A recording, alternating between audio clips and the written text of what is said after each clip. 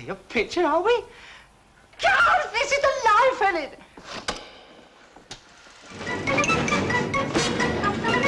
Hold the door!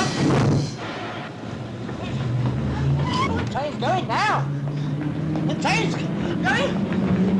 It's moving. We ain't okay.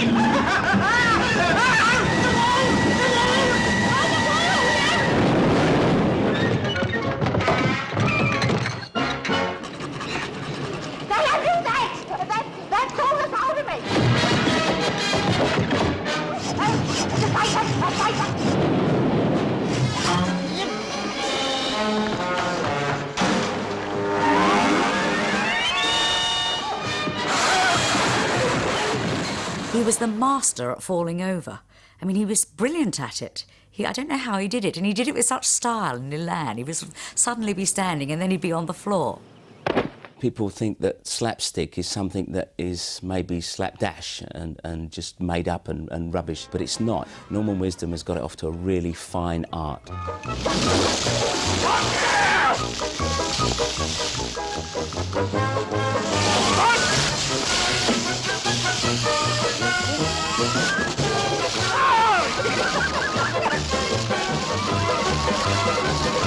You're gonna give in? You'll get yourself soaked! Now you get soaking wet!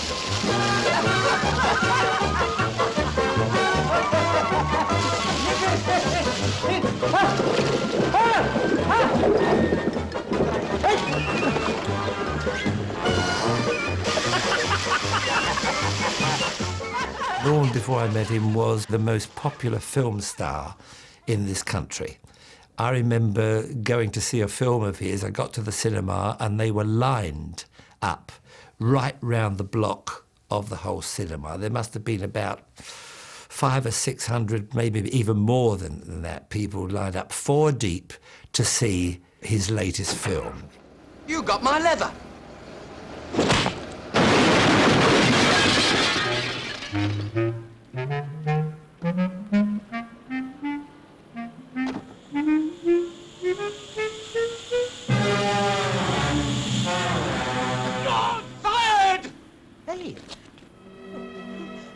What have I done? The fact he's dauntless, that was the wonderful thing about him, that he could, there he was at the bottom of the whole social pile, and he simply didn't recognise this. I'm as good as you lot. What? Now what? I left my cap up there. Tuck it down, will you? Your cap.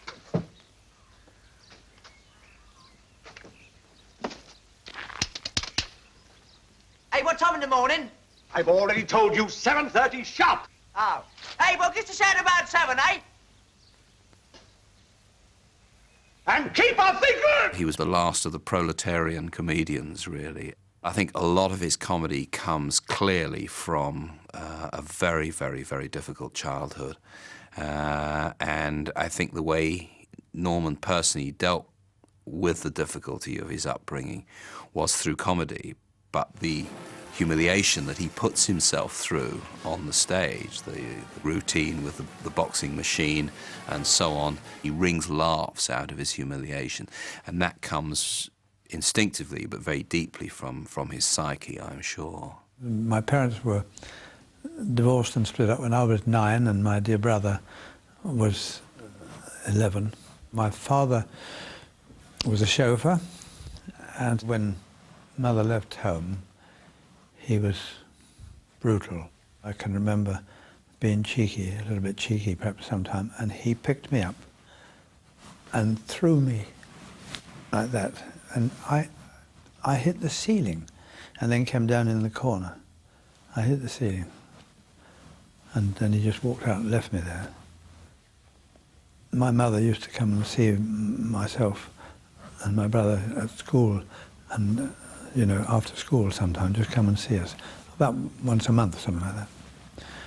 But one Christmas day, she bought me a bicycle. It was a fairy cycle. And I went home, I was so delighted with this, oh, so excited. And my father said, what's that? I said, it's a fairy cycle, Dad. He said, where'd you get that? I said, Mum gave it to me.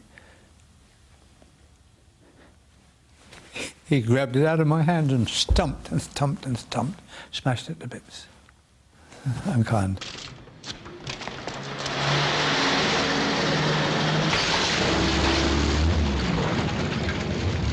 Hey! Hey, stop! Stop, stop! I got your number! JB8 025! I got it! Oh, Luke! You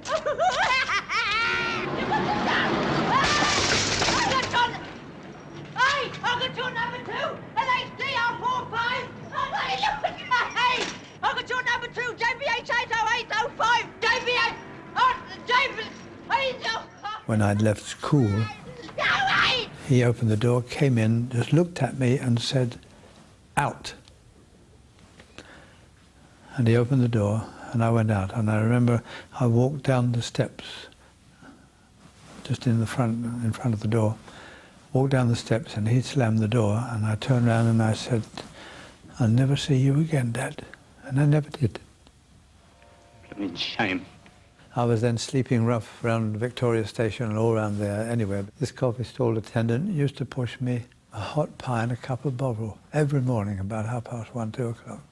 One night he said to me, "Why don't you join the army? You get into the band as a boy." Happiest days of my life. Went out on a troop ship to India. Lovely sunshine, my own bed, wonderful food, and football, cricket, swimming. I was in the 10th Royal Hussars, riding horses and learning music, but most important of all, wonderful, wonderful mates. Our problem with the band, or with the dancers, because I was in charge of the dancers, was that everybody made a dash for the bar during the interval. And I thought it would be rather nice if we could sort of hold the crowds back, just even for a few minutes. I asked each of the bandsmen, 6 or 7 of them, if they would do a little spot for us. When it came to Norman's turn, he said, "I can do mimes." I said, "Oh, well, let's have those." I had become the flyweight champion of the British Army in India. And I used to do shadow boxing with an imaginary opponent then, you know. And I let the imaginary opponent hit me. And all the blokes used to laugh. They called the entertainment officer in to see me, and the entertainment officer came in one day and watched me doing all that, and he said, "Wisdom, that is in the concert party." And I was in the concert party. I'm going to have a real go here. When I left the army, war was over, I went to Collins Music Hall in Islington, saw the manager there. He said, "What do you want?" I said, "I'd like to go on the stage." He said, "Oh, don't be silly. The variety of theatres are closing all over the country." He said, "You don't stand a chance. Forget it." But I wouldn't listen to him. I took a room nearby, and I became that man's shadow for 3 weeks. I mean, if he was in the bar and he lifted a pint of beer to his mouth, my arm was under his elbow. Until eventually he said, "Look," he said, "if I let you go on First House on Monday and you're no good, will you promise to go away and leave me alone?" And I said, "Yes, I promise." And I went on First House Monday, and it worked. Now, don't forget, confidence, deportment, smile at the audience, make an entrance. That's right.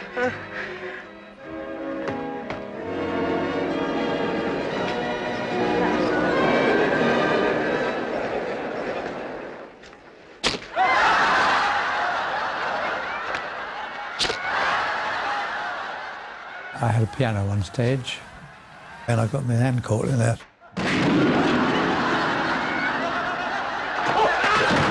My Uncle Bernie's agency represented Norman through Billy Marsh, who was one of Bernie's partners.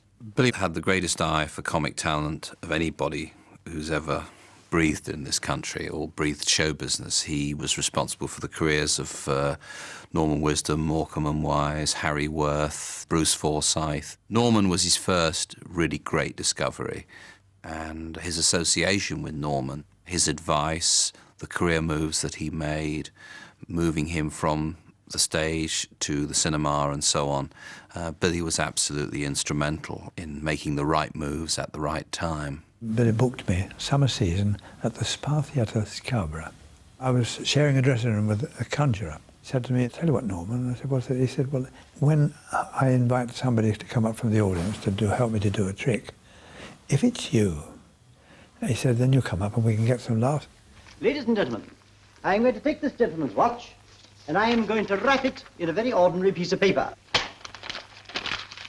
Now then, do you know what I'm going to do with your watch? No, sir. I'm going to place it on the table, so.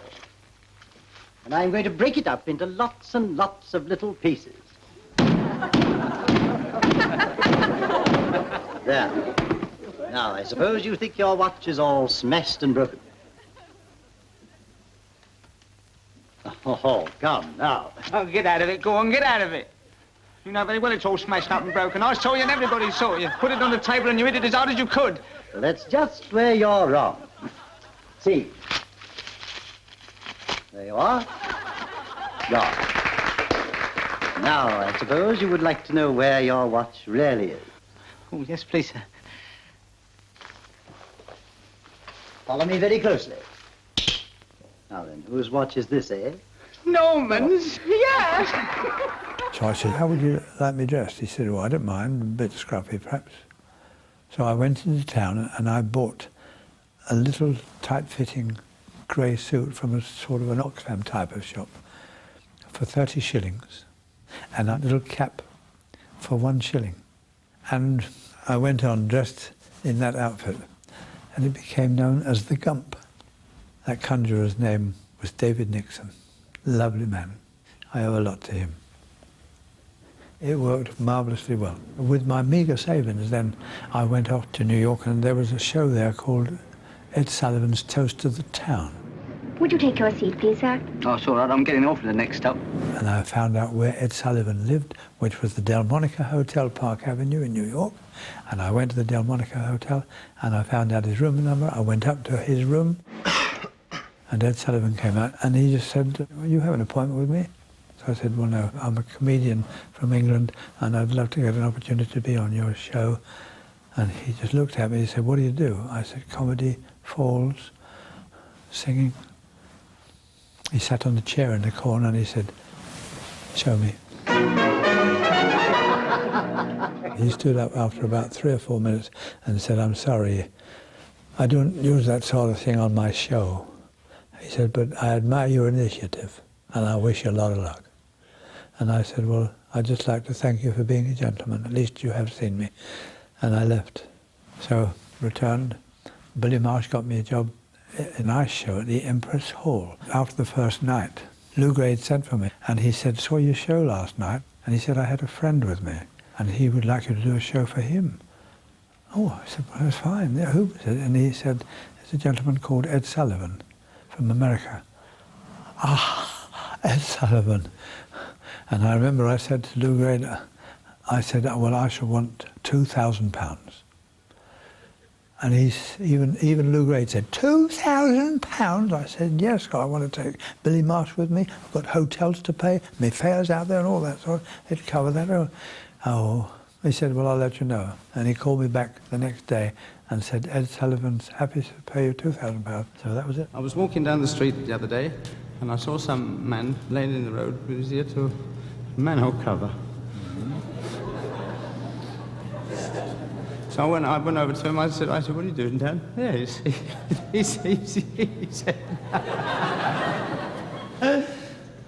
said, what are you doing down there? He said, here, you listen. So I got down. I was walking down the street the other day and I saw some man laying in the road with his ear to a manhole cover. Yeah.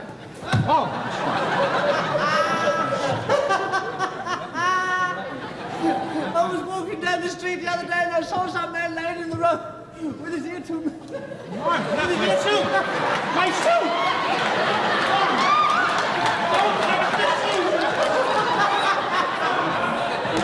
A new shoe! And after the show, I told him that I was the bloke who'd come up and in his hall at the Delmonica Hotel, and he said, you are, well, Jesus Christ, I can, well, I'll be damned.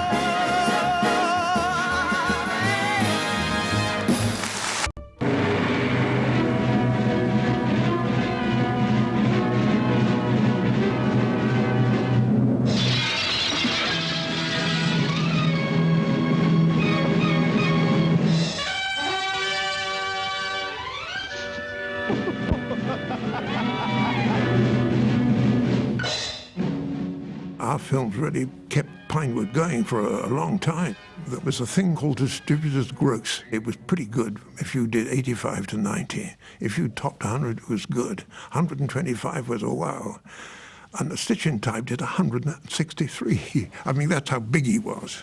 We broke records in cinema after cinema. He was a tremendous, tremendous hit. And it's no good people saying you're playing down to the lowest common denominator. That's not true. The sheer quality of clowning went down very well.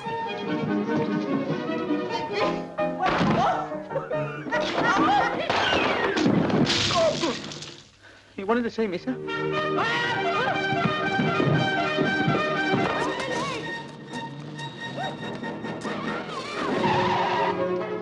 Got the jump back, jump back. Where's that wretched T-boy? Who wants me? Who did that? Get out! You're fired! I used to live in Harrow, and I used to go down to South Harrow Odeon, which is now sadly a supermarket, and for ninepence or fourpence in the afternoon, you'd go down and watch the matinee of Norman's films. And I can hand on heart say, like every other kid in the 50s, I saw every single one of them. He was the British Laurel and Hardy rolled into one. Laurel and Hardy were fantastic, but it was all slapstick. Norman was story, acting and slapstick. Notebook?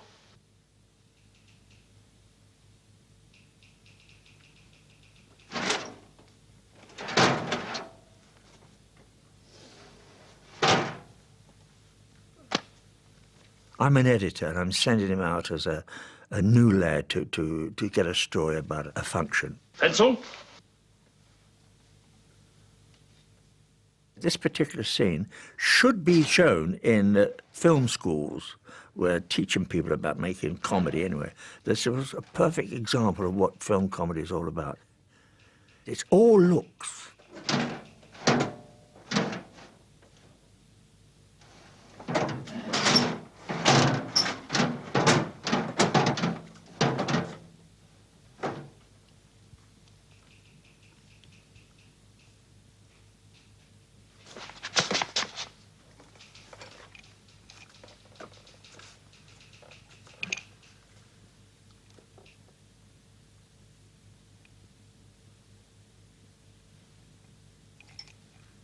Yellow.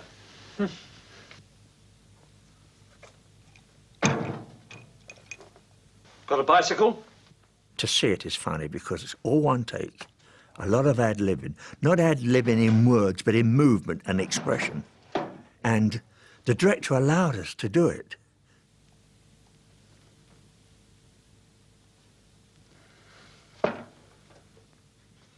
David Lloyd, he's a dear friend of mine. The times we've laughed together when, Robert Asher has said, "Gentlemen, please, will you stop laughing?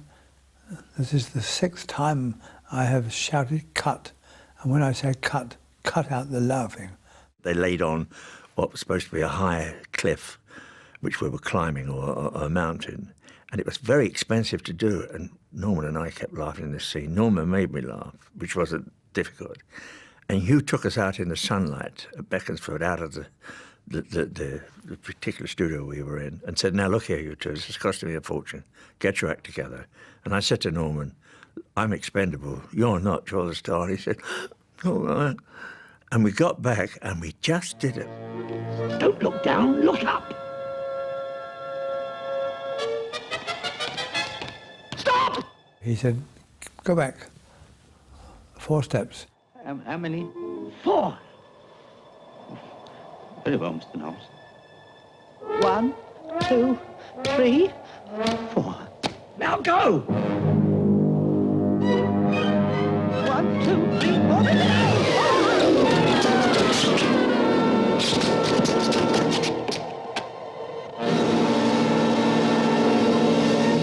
Yes, he did do his own stunts always. Absolutely right. Everything I did myself. The only thing, of course, that I wouldn't let him do was in Stitch in Time, when he was wrapped up in bandages and had to go through a wall and then land on a passing ambulance. I was going to have a stuntman to do that. The stuntman did into the wheelchair, came down the stairs, right down the stairs, crashed through just as the ambulance was coming through the arch, and he landed on top of the ambulance and slid off the side and broke his arm. And Bob Usher came over to me and he said, well, I said, what terrible shame. I said, isn't it a pity? It's awful. He said, what are we going to do? And I looked at him like that. And he said, all right, I wish you luck, Norman. And I did the whole thing. And here we go. That's me right through the crash on top of the ambulance. I did that, believe me. And I put some white string right across the top of the ambulance so that I would grab the strings. Right through the window, slide right across the wooden floor, smash into the wall on the other side. The doctor said to the nurse, "What's he doing out of bed?" Some of Norman's best routines are long sequences which build to an absurd situation. And Norman always insisted that every step of the way should be logical and be possible.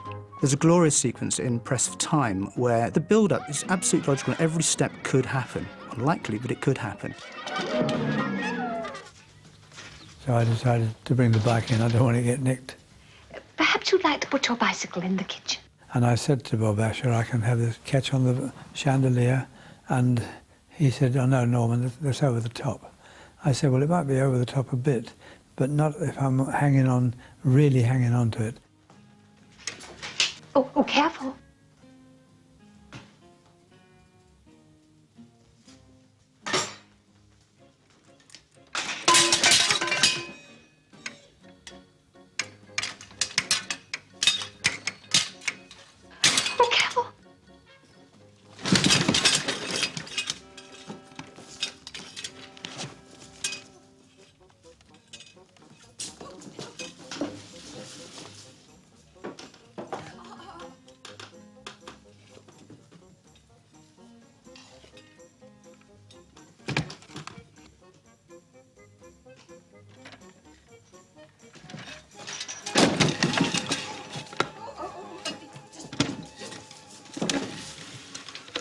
Every step separates him from some of the more fantastic performers, say Jerry Lewis, who would not have bothered with the logic so much.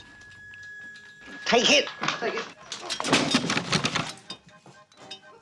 Everybody laughed on the set, and Bob Usher just came over, ruffled my hair sort of thing, and said, thank you, Norm, you're right again. Hey, He would never argue with directors, but he would wheedle it. Oh, please, oh, go on, let me. I'm sure it'll be... And he would, no, Norman, I'm sure it won't work. No, go on, just let me try it. And he never fell out with anybody. I never, ever heard of Norman have a row with anybody. He would just go on, wheedle. Oh, all right, we'll do it once, and if it works. If you say so. There was one particular character I know. It was a German general, and that was a very straight part. Paddy Carstairs knew, it was obvious that he thought there was going to be a failure, so he just watched from a distance. Whatever you're doing here dressed up like that, Pitkin? What? It's very ingenious, I must say. You're a credit to the borough. What is you say? Pig dog? Nothing. I'm very sorry. Nothing at all. Ah, so you are making joke. Paddy Carstairs walked over after he shouted, cut! He walked over, just walked up to me and kissed me on the cheek, I may add, but nevertheless, he was so pleased with it. It proved that he could do something quite different from what people expected of him. And he was extremely good in it. When he had to sing with Hattie Jakes, Ungeduld, Schubert song, I mean, he looked like a seal having fish thrown at him with his mouth open. But it showed really what more there could be with him.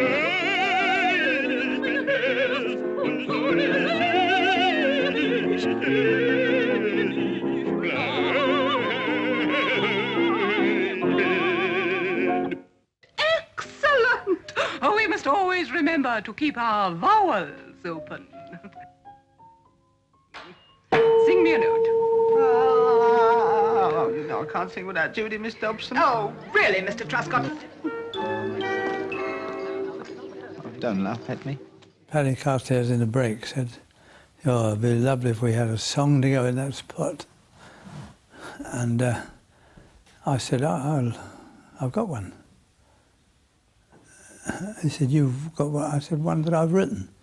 And Norman, he said, "You've written half the blooming gags, and don't tell me you write it. No, forget it." And he wouldn't be bothered with that nonsense that I... So I went over to the music room, had a chat with the pianist, and I said, and I showed him the music. I said, "Look, will you put your name on that, please?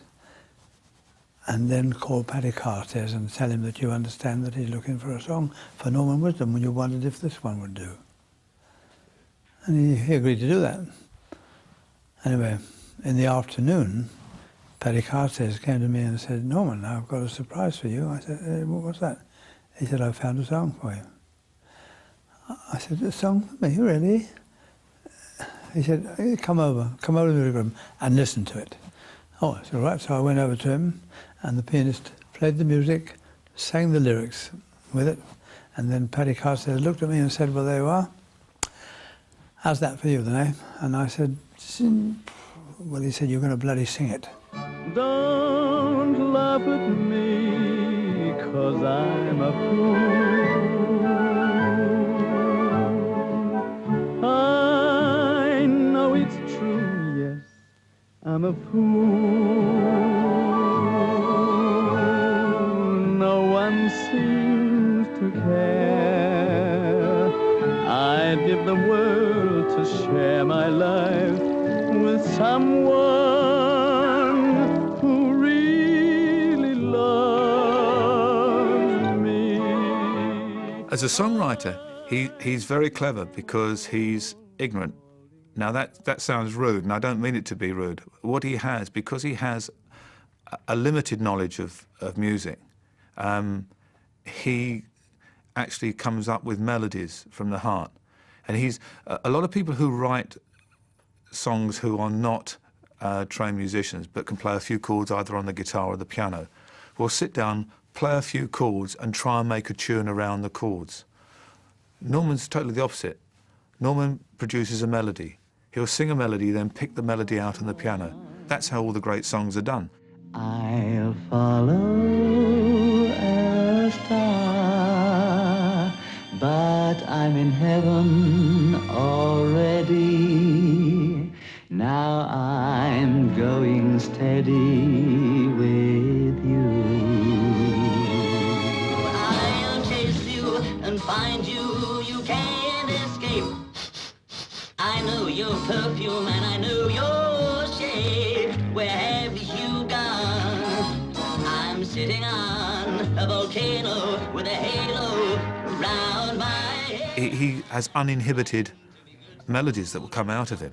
And there isn't a songwriter alive or dead this century that wouldn't have been proud to write Don't Laugh at Me. Someday maybe my star will shine on me. Don't laugh at me, 'cause I'm a fool.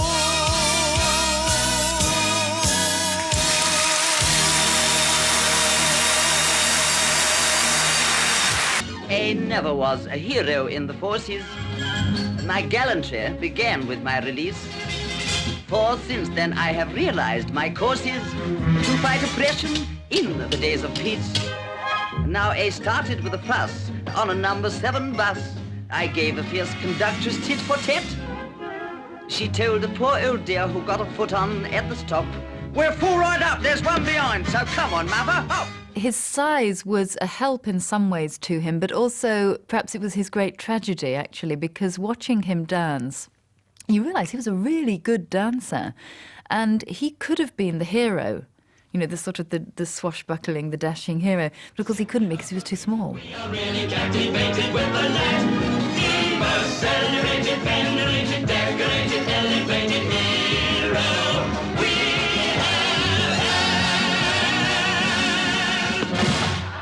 It's much harder than people imagine to make dancing funny, There's one piece of film that I remember where he's it's an imaginary scene. He's dancing. It's a sort of, excuse me, waltz, and he's intervening and dancing with somebody. And he uses mime very much in that scene. And what is really skillful about that is you can clearly see who he is. He tells you about his character, but he also tells you about the other guy's character, and the other guy isn't even there.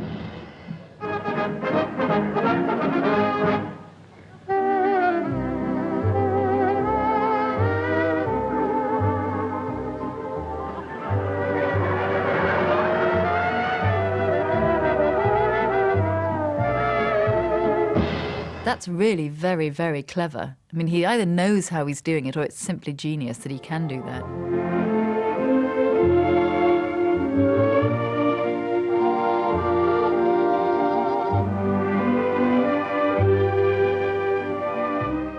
Doing what I do now, I consider Norman Wisdom to be the finest musical performer this country's ever turned out.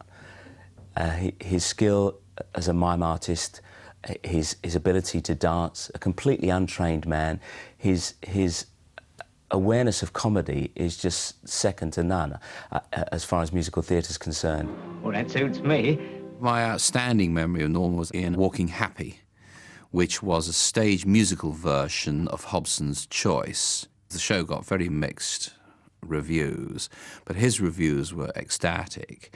And what he wrung out of the part, the physical effort he put into dancing, clog dancing on the top of a barrel, for example, brought the house down every night. And they managed to get, I think, about a year's run out of the show. The show should have closed within the first week, because you're either a hit or you close on Broadway. But Norman's personal performance transformed the show. It used to be Hobson's Bootmakers.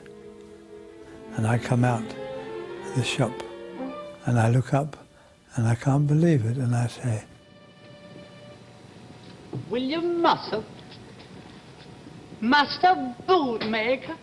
well, by gum, there's the kind of walk. You walk when you feel like crowing. There's the kind of walk you walk when you're on your way. There's the kind of walk you walk when your pride is showing. And the kind of walk you walk when today's your day. There's the kind of walk you walk when the world's all rainbow and your heart's hopping like a puffin' jay.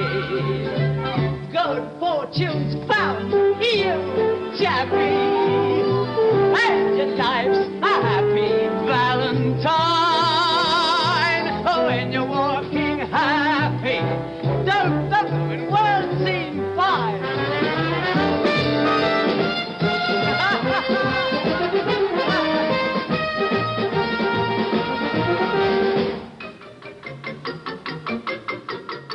There was a strange comment someone made to me in rehearsal a couple of years ago when I had to do some half-formed movements and do them a little bit in an improvisational fashion. And I did them, and my partner said to me, please don't do that. I can't stop laughing. You look like Norman Wisdom. So I did remember then that, yes, there was something sort of quirky about Norman Wisdom and his movement. So from that point on, I wasn't surprised to think of him as a dancer. Don't problem and well seem.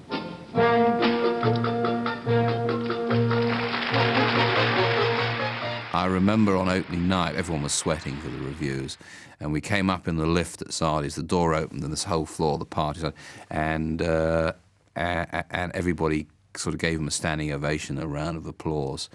And he looked round and he said, well, if the show flops, this is at least I can say I got a standing ovation in the lift at Sardi's.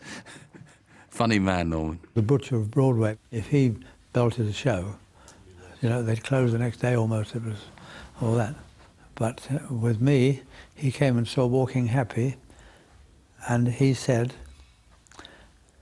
now that we've got Norman Wisdom here, let's keep him and never let him go.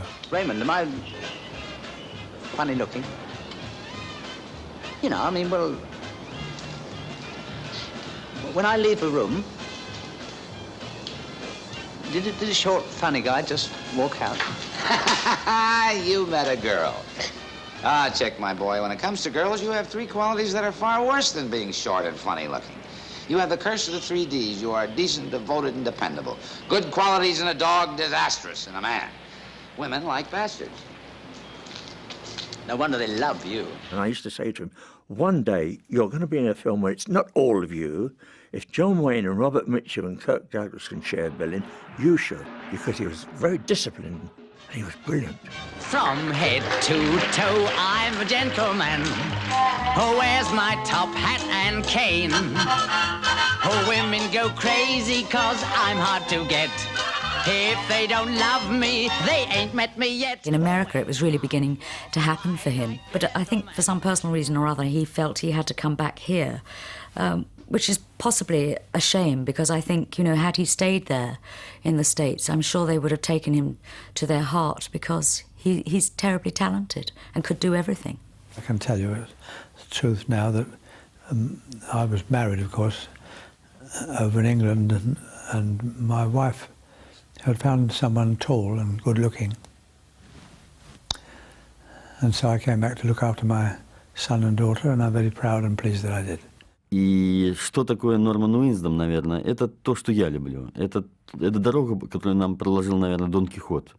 Это, значит, дорога, это трагикомедия, где и слезы, и смех, значит, существуют одновременно.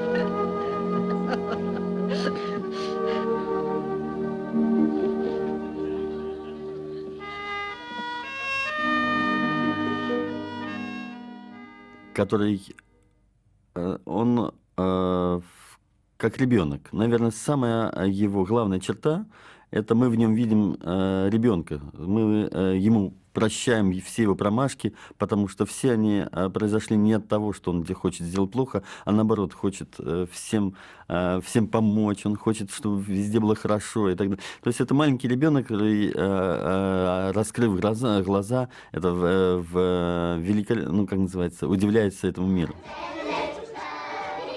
Just a few months ago, these children all lived on the streets. Their surprise visitor shared the happiness and warmth of a hostel provided by Child Hope UK. But in Europe's poorest country, these are the lucky ones. Sadly, wherever you walk, it's all too easy to encounter those not so fortunate. A considerable number of young children are being forced onto the streets to beg.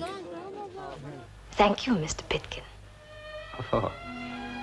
You obviously don't realize, but you've just done something wonderful. Me? You must have a gift.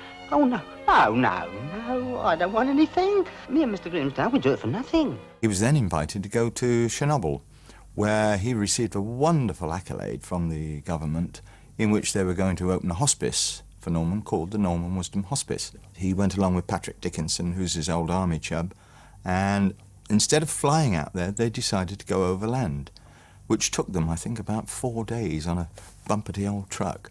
But Norman said, that's the way I want to do it. And he wanted to be part of the people. He wanted to be one of the lads, which is what he's always like. Norman went round all the wards tirelessly, day after day, cheering up the parents and the children. And we've got haunting memories of children with dead white faces and no hair. And the matron of the hospital, she was so moved that Norman should come all this way, and she'd seen him on the films and she loved him, that he should do all this for her orphanage, that she was in tears as we came away. And she said, Norman, I simply love you for all you've done for us. And I think that was the first time I'd ever seen Norman really stumped for words. This sounds so silly, this, but I used to just leave over a child of 5 or 6 or 7 and go.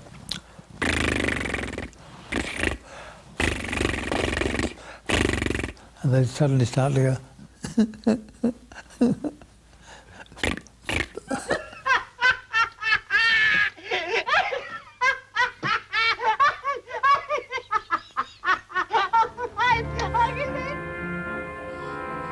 I asked him. And? Not too good. It never is. What am I going to do? Complain. Moan like the rest of us. How long have you got? They didn't say. But my guess is 6 weeks, maybe 7. Give me 6.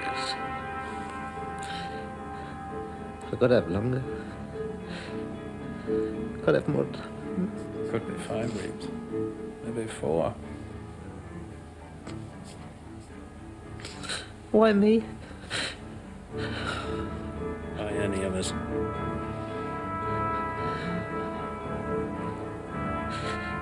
I've always tried to do the right thing. That'll end. Soon you'll be so angry that you won't recognize yourself. No, I'm going to be good. If you are, I shall be very put out with you.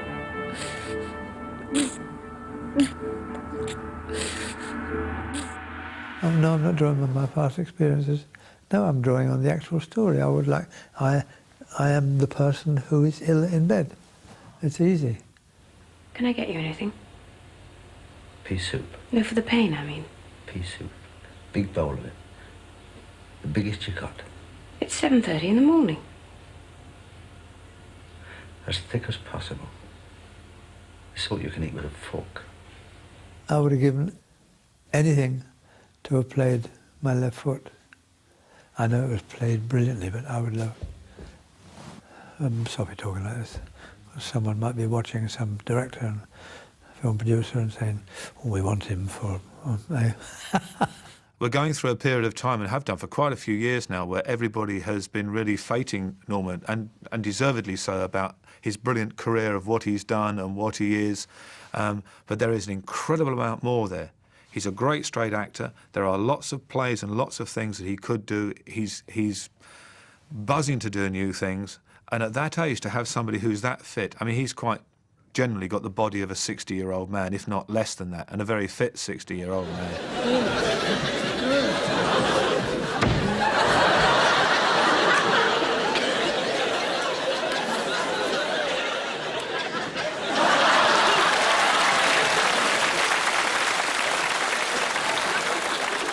With Norman Wisdom, there is always a surprise.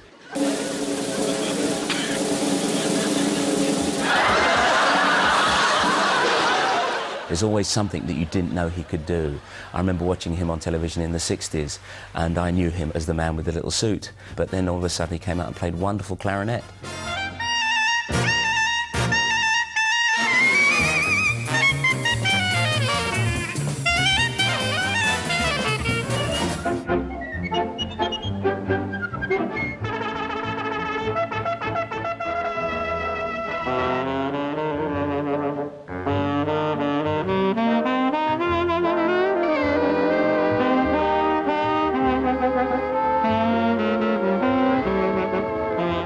Nobody works harder than Norman. He's a perfectionist. When you work with him, you have to do everything on the nose. Every inflection of the voice has to be exactly right.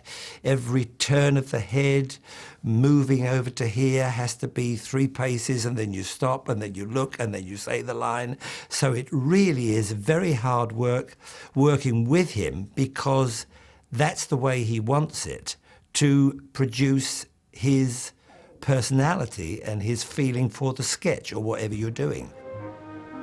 I mean, so many people have done a wallpapering sketch.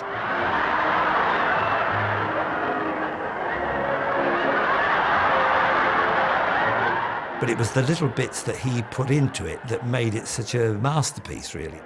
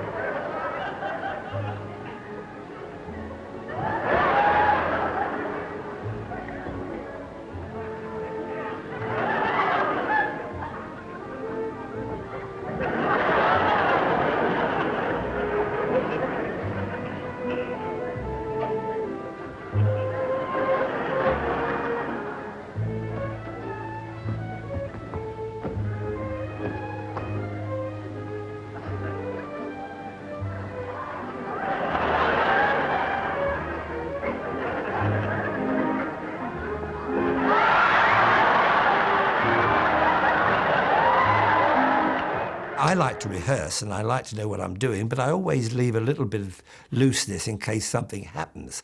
But with Norman in a sketch, you daren't ad-lib. The only occasion I can remember is when we did the wallpaper in sketch.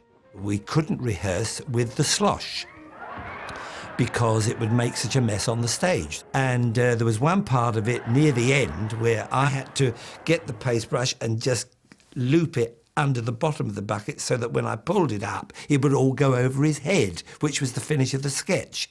But of course, the slosh was so much on my hand and it was so slippery, when I went to do that, the brush simply fell out of my hand, and then I thought, oh, well, it's the end of the sketch, got hold of the bucket and put it over his head with all the slosh.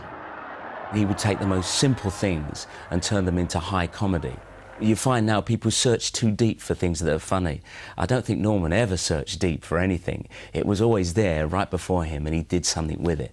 And if I were to sum him up in one word, it would be simplicity. There's a clever boy. There was no limit to what he could do because he would just apply himself and discipline himself until he'd mastered it. If there's a wrong way to do it, a right way to mess it up, oh, nobody does it like me. If there's a wrong way to do it, a right way to screw it up, oh, nobody does it like me. I've got a big loud mouth, I'm always talking much too free. If you go for common sense, you better stay away from me. If there's a wrong way to break a rule, a right way to be a fool, nobody does it like me. If there's a wrong bell, I ring it, a wrong note, I sing it, nobody does it like me. If there are problems, then I hate them, I don't solve them, I just make them. Oh, nobody does it like me. And if I want to kiss a lady, she agrees to let me try, but when she stands me on a box, oh dear, I feel I want to die. I did tours all over the world. Hey, what's your game? In Tehran. I was just passing a school, and all of a sudden the kids were shouting, "Mr. Norman! Ah, Mr. Norman! Mr. Norman!" Yes. Yeah, and it makes me go, oh my God, and I lucky little devil. One more little thing. Mr. Grimsdale! Mr. Grimsdale! Mr. Grimsdale! Mr. Grimsdale! This programme is in tribute to Sir Norman Wisdom, who died this week, aged 95.